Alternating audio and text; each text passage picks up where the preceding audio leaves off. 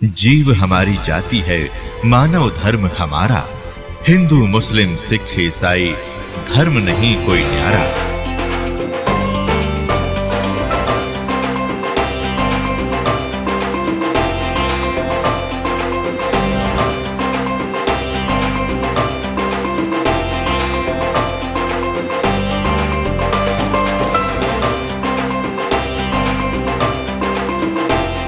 अब पुण्यात्मा, हमने सारा इनकम्प्लीट स्पिरिचुअल नॉलेज सुन रखा है, कति अधूरा सधूरा सा जिसका सिर पैर नहीं।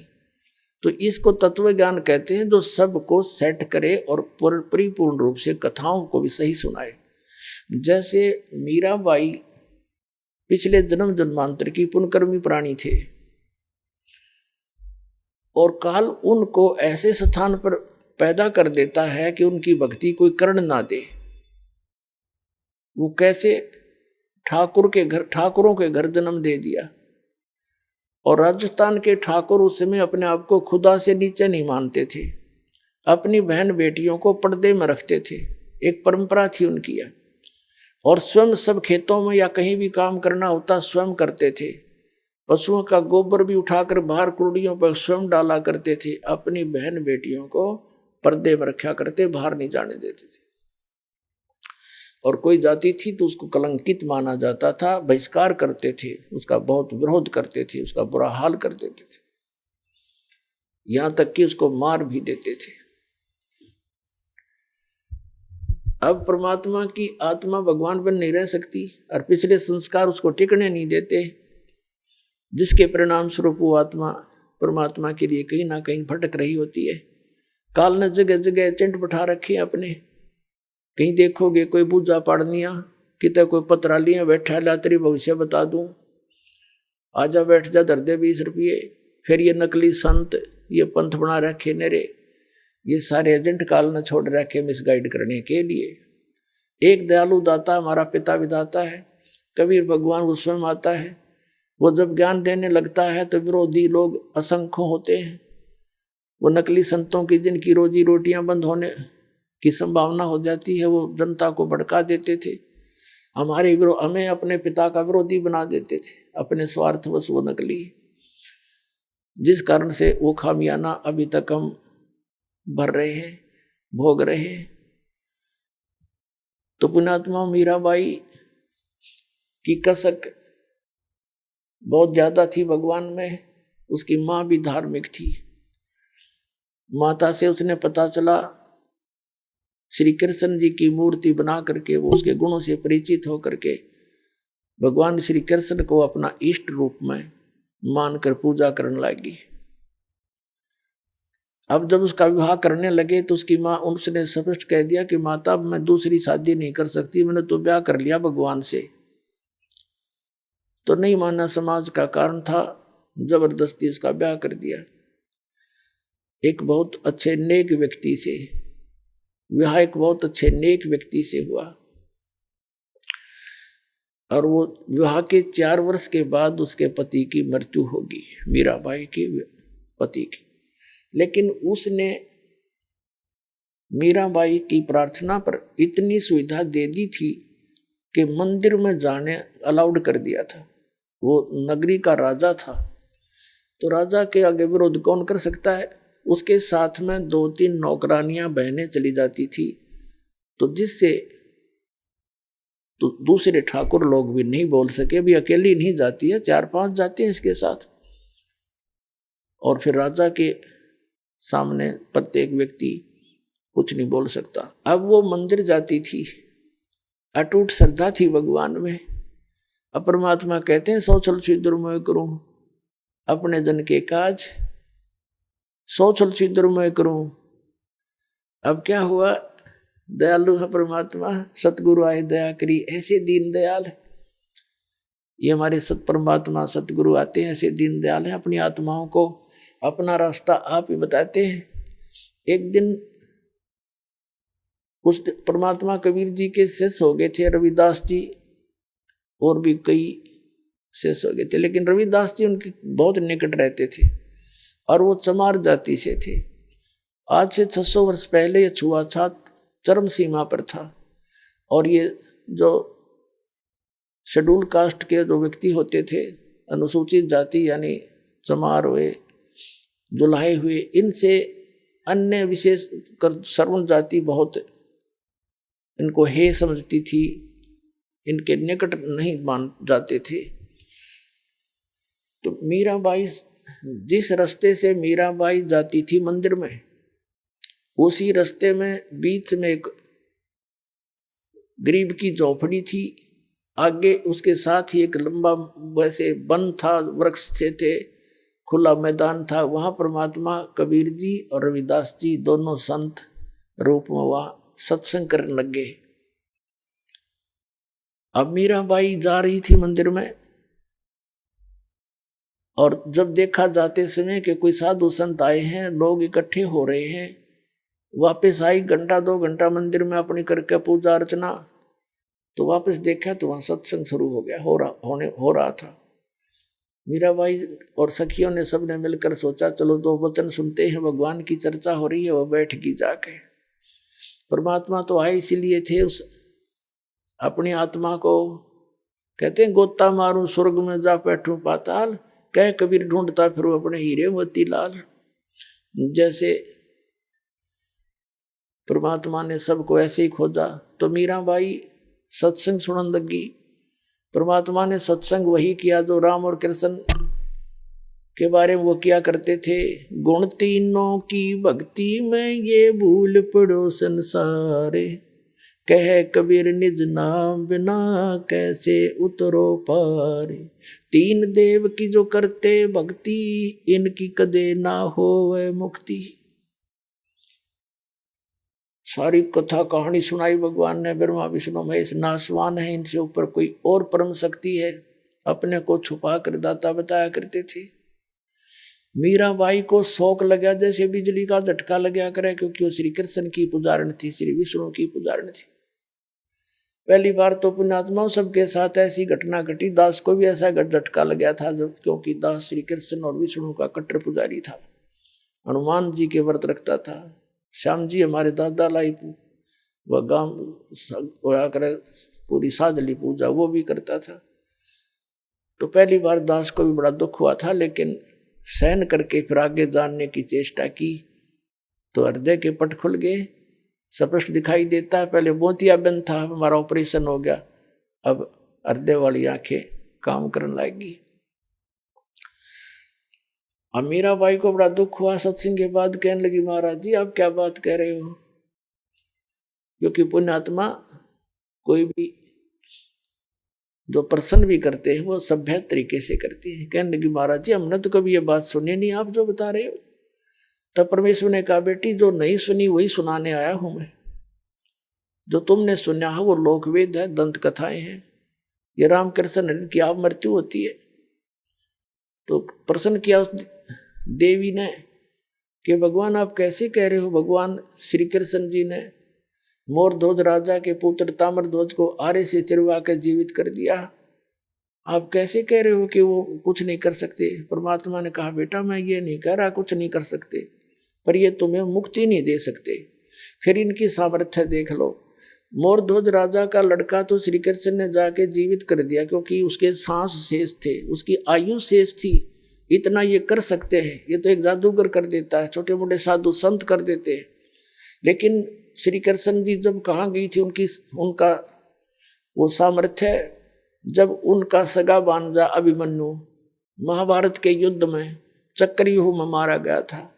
सुभद्रा का पुत्र जो श्री कृष्ण की बहन थी सुभद्रा, श्री कृष्ण रो रहा था, 500 पांडव रो रहे थे, उनका कुल नाश हो रहा था, तो क्यों नहीं जीवित किया श्री कृष्ण जी ने अभिमन्यु को।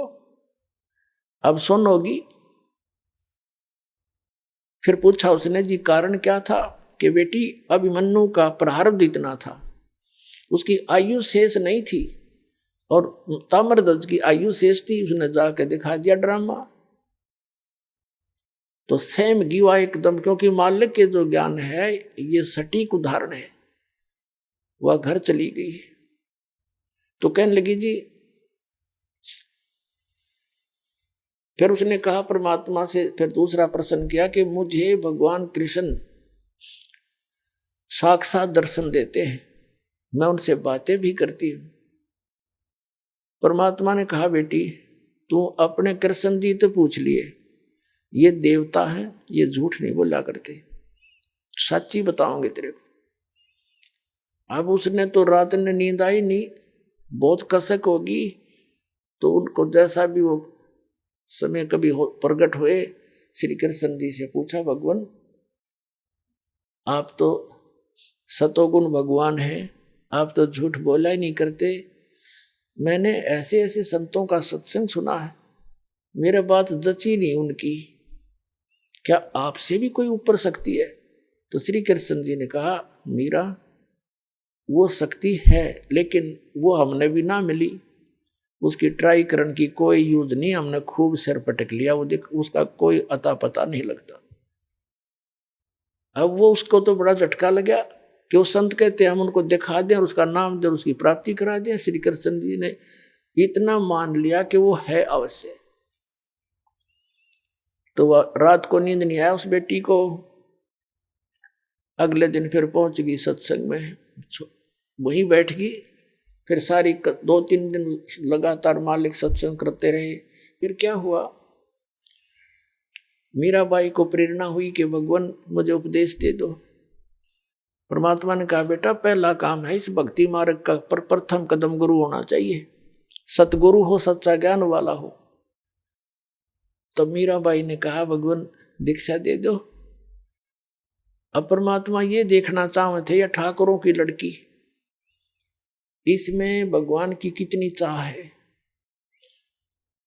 ये परमात्मा को प्रमुख मानती है या समाज को, लोक लाज को।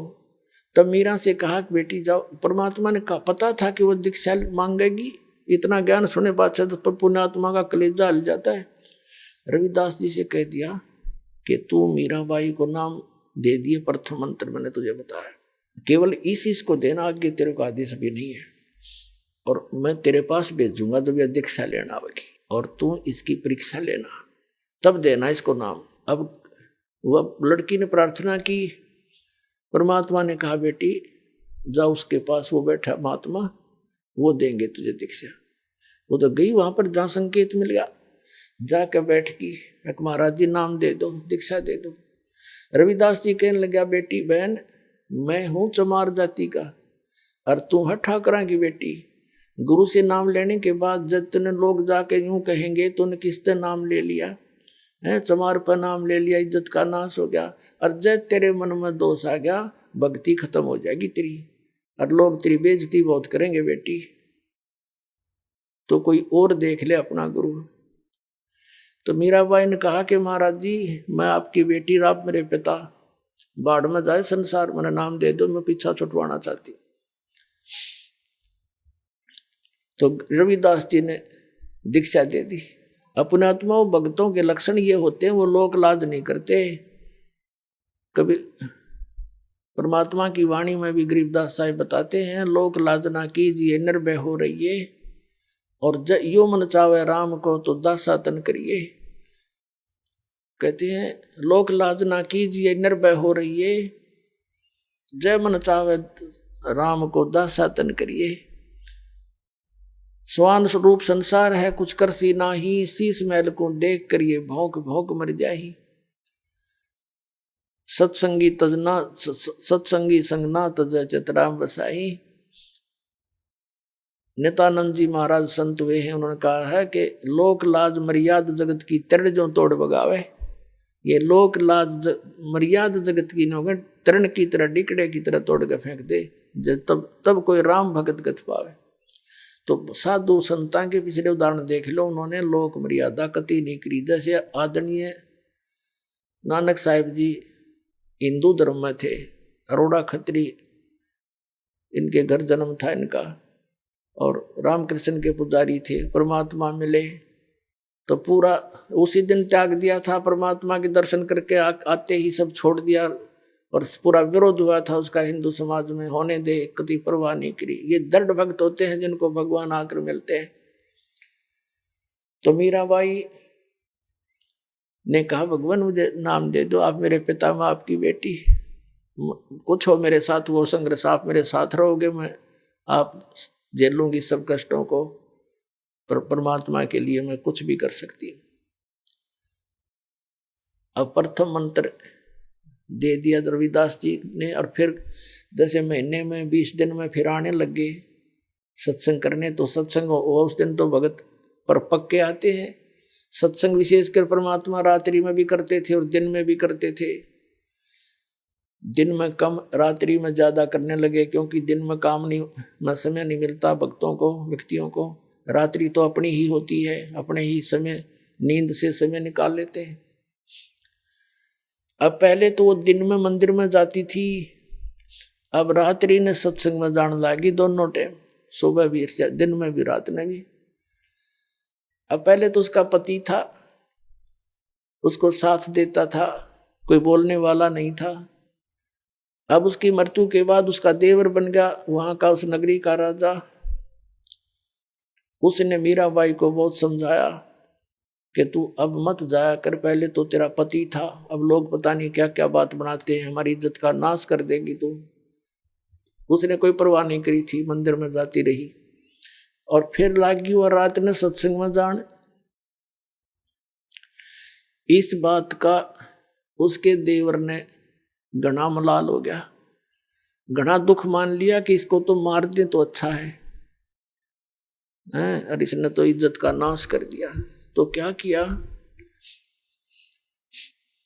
उसने, क्या किया, एक दिन अपने पुत्र का जन्मदिन रख दिया, रिश्तेदार आए हुए थे, और एक किसी सपेरे से कहा कि ऐसा विषधर ला दे, ऐसा विषयर ला दे सर्प के डंक मारते मर जाए आदमी। उसने वैसा ही ला दिया, राजा का हुक्म था, और एक डिब्बे में बंद करके ऊपर लिख दिया 9 लखा हार। राजा ने एक बांदी से कहा, नौकरानी से, जाओ मीरा को दे दे, ये हार गले में पैर लेगी, सुंदर कपड़े पहन लेगी, रिश्तेदार आवेंगे।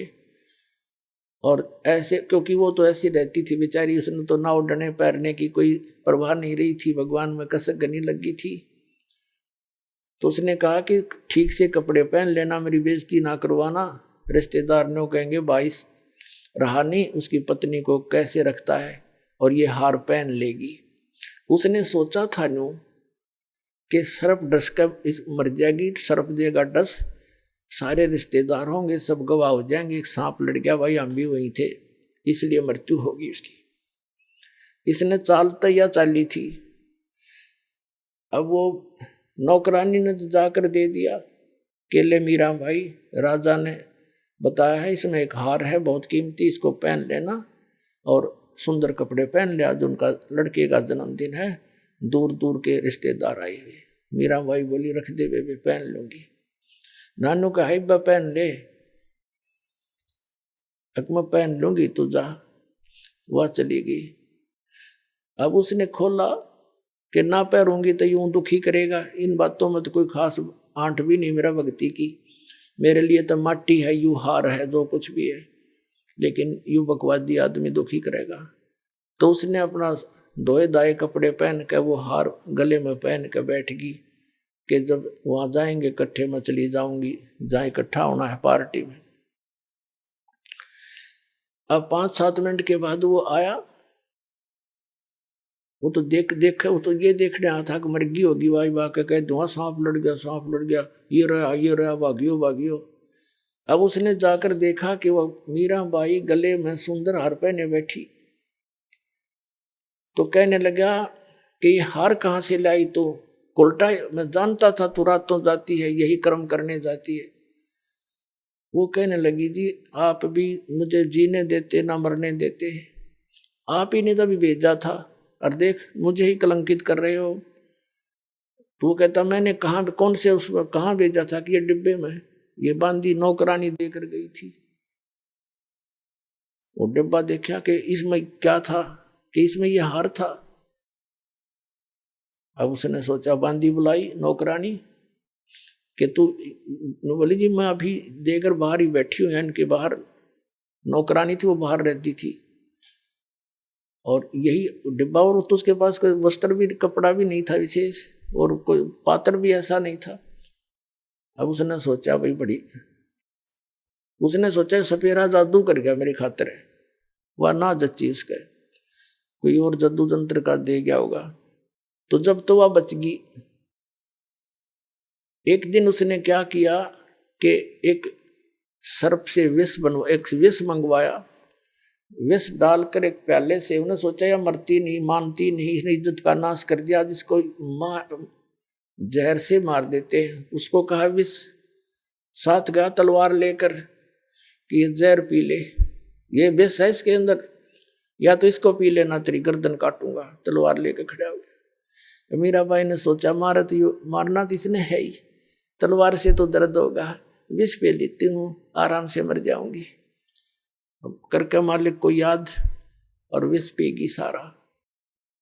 और वो देखा खड़ा खड़ा नौका नो चेहरा, आध घंटे तक बाट देखी दुश्मन ने, वो मरी नहीं, वापस आ गया या वासा होकर।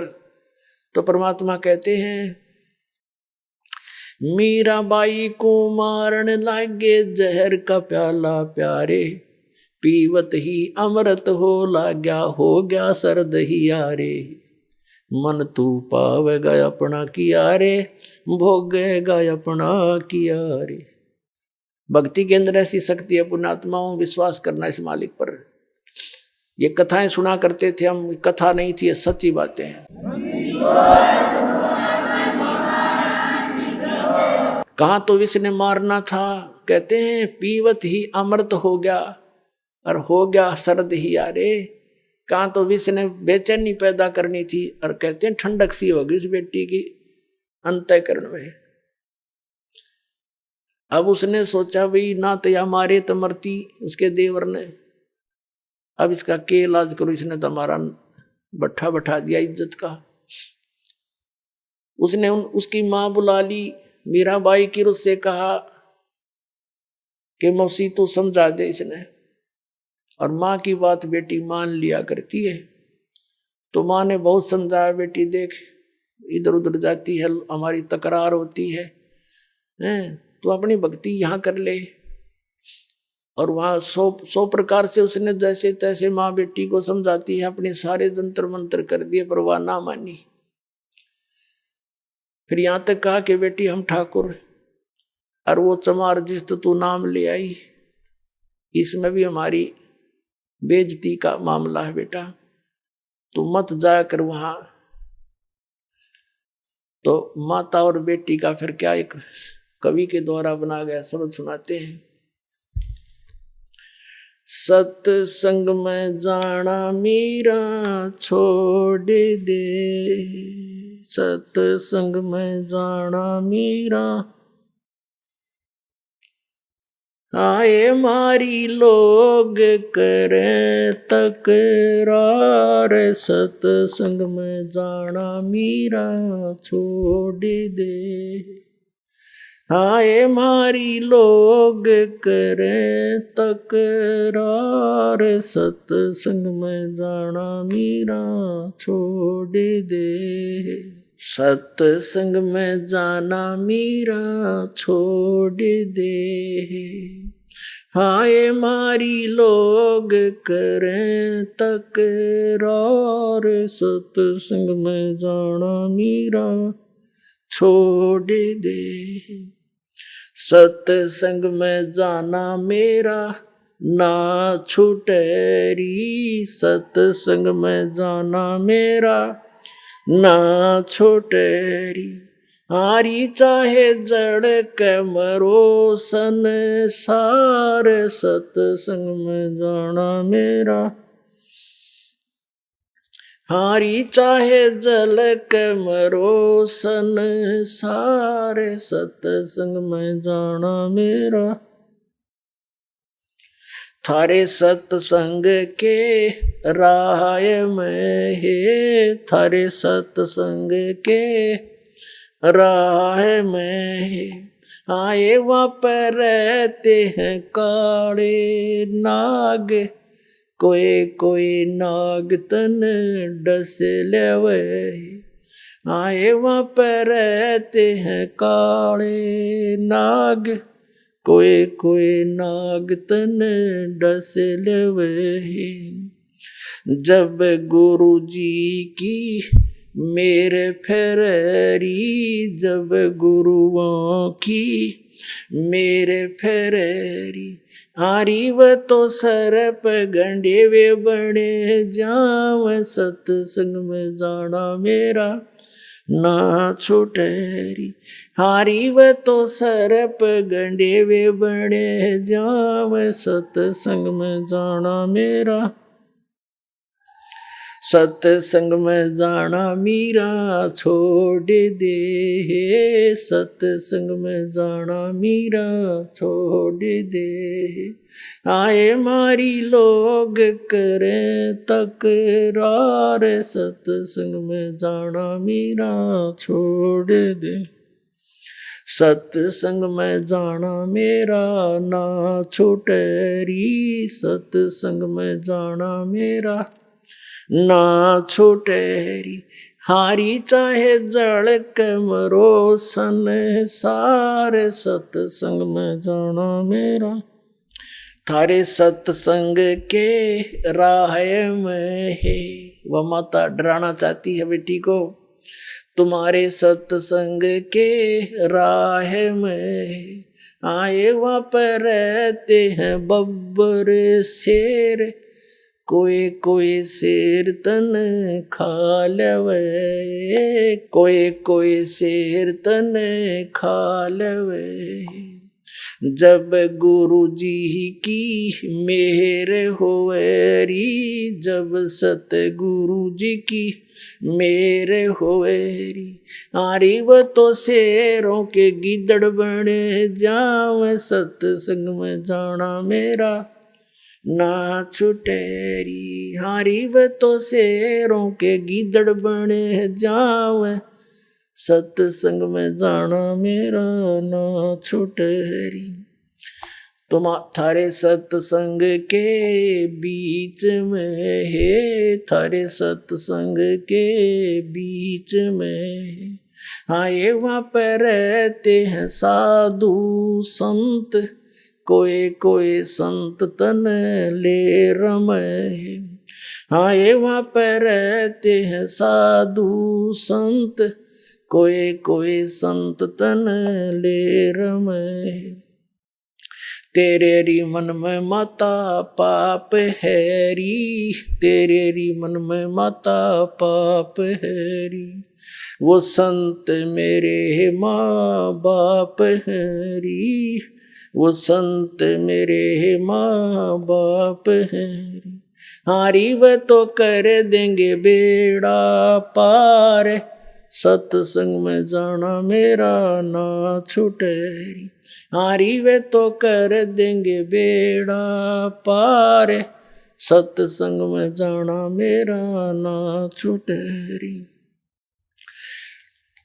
सत्संग में जाना मीरा छोड़ दे, सत्संग में जाना मीरा छोड़ दे। हाय मारी लोग करें तकरार, सत्संग में जाना मीरा छोड़ दे। सत्संग में जाना मेरा ना छोटेरी, सत्संग में जाना मेरा ना छोटेरी। हारी चाहे जड़ के मरो संसार, सत्संग में जाना मेरा ना छूटेरी। वो तो जात चमार है, वो तो जात चमार है, इसमें हमारी आर है, इसमें हमारी आर है। तेरे री लिख माता चमार हैरी, तेरे लिख माता चमार हैरी। मेरा सिरजन और हैरी, मेरा सिरजन और हैरी। हारी व तो मीरा के गुरु रविदास, सत्संग में जाना मेरा ना छूटे।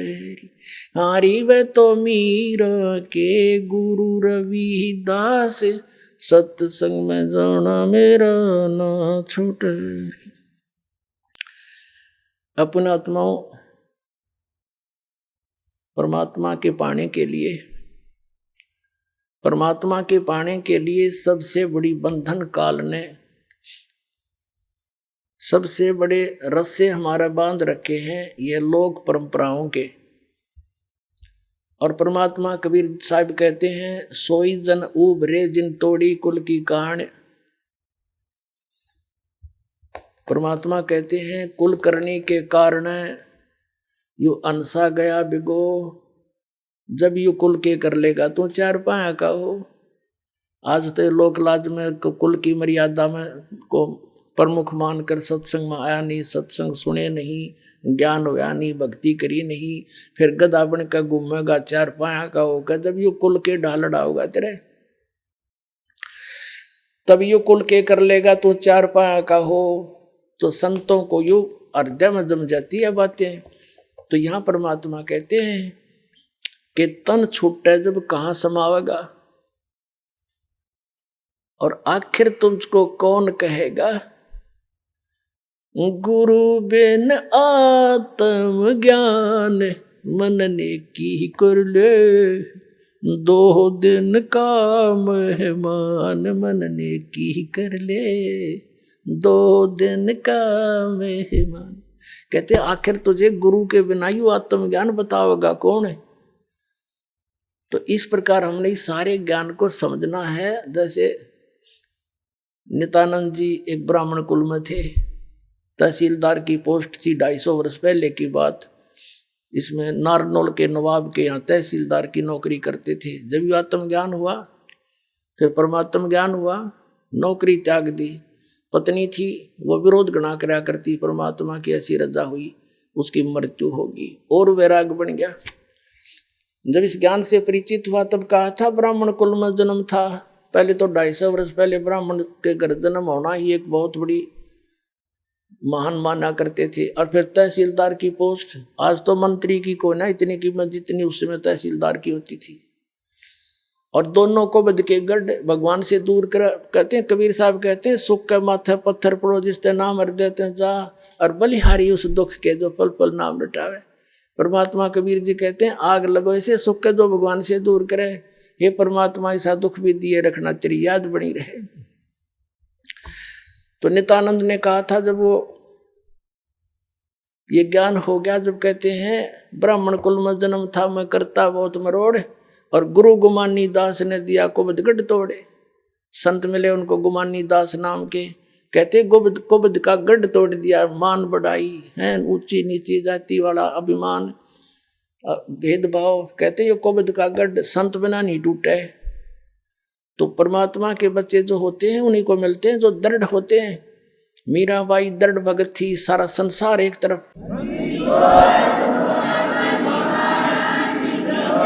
अपने आत्माओं मीराबाई ने देखा है रोज बकवाद करता है ये, कभी मारने की चेष्टा करता, घर त्याग कर चली गई, वृंदावन में रहने लगी। तो वहां परमात्मा फिर मिले जाकर उसको दूसरा रूप बनाकर, और ज्ञान से उसे पूछा, जैसे धर्मदास जी को मिले थे।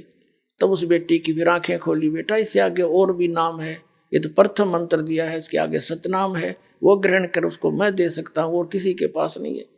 तब मीराबाई ने परमात्मा कबीर जी से फिर मंत्र लिया, तब उसका कल्याण हुआ। बोलो सतगुरुदेव।